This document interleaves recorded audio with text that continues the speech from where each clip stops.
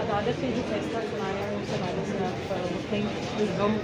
اس کے مجرم کے حساب سے تو مطمئن ہیں، مگر اس کی ماں کا تھوڑا بہت تو ہاتھ بنتا ہے، اس کو کچھ نہ کچھ تو سزا ملنی چاہیے۔ مگر چلیے اللہ خیر کرے، کم از کم وہ تو اب انشاءاللہ جیل جائے گا اور انشاءاللہ پھانسی چڑھے گا، اس کے بغیر نہیں ہونا چاہیے۔ میں سب جوان بچیوں کو دیکھتا ہوں، ان کے ساتھ میں لوگوں کو دیکھتا ہوں، خاتون کو، لڑکوں کو دیکھتا ہوں، مجھے ہر وقت ڈر لگا رہتا ہے یہ کہ اس کو بہکا رہا ہوگا، اس سے ایکسٹارشن کر رہا ہوگا اور اس کو بہلا پھسلا کے اور اس کو کوئی نقصان پہنچائے گا۔ مجھے ہر وقت ڈر لگا رہتا ہے۔ کیا اس حوالے سے آپ عدالت میں دوبارہ کوئی درخواست دائر کریں گے جو سمینہ شاہ کو؟ میں اپنے وکیل سے بات کروں گا کہ کیا کرنا چاہیے، اور مگر اس کے شاہنواز کے حساب سے تو ہم مطمئن ہیں اور انشاءاللہ اس کو پھانسی ہوگی۔ اسی طرح نور مقدم صاحب کا، یہ شوکت مقدم صاحب ہیں، نور مقدم کا کیس ابھی تک سپریم کورٹ میں پھنسا ہوا ہے۔ ہم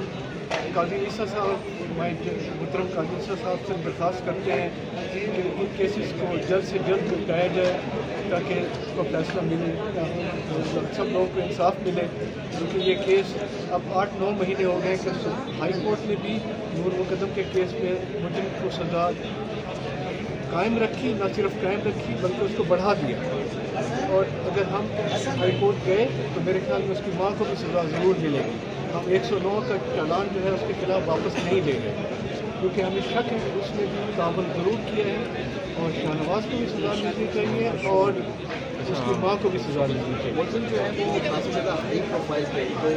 لیگل پروسیڈنگ کے دوران آپ نے کیا ایسا دیکھا ہے کہ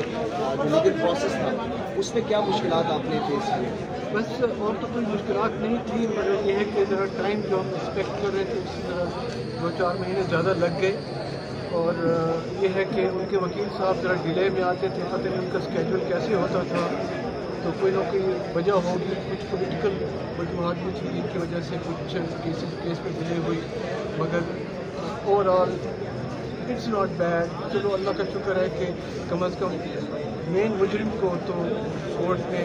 سزا دی ہے، اور ہم یہ چاہتے ہیں کہ ہم انصاف ہوتا ہوا بھی دیکھیں، یہ نہ ہو کہ یہ پڑے 2-4 سال کے بعد پتہ لگے کہ ہر کوئی بھول گیا ہے، پتہ لگے کہ یہ لوگ باہر پھر رہے ہیں، کیونکہ اب ہمیں کچھ عجیب سا فیل ہونے لگا ہے یہاں کہ معلوم نہیں کہ کیا ہوگا۔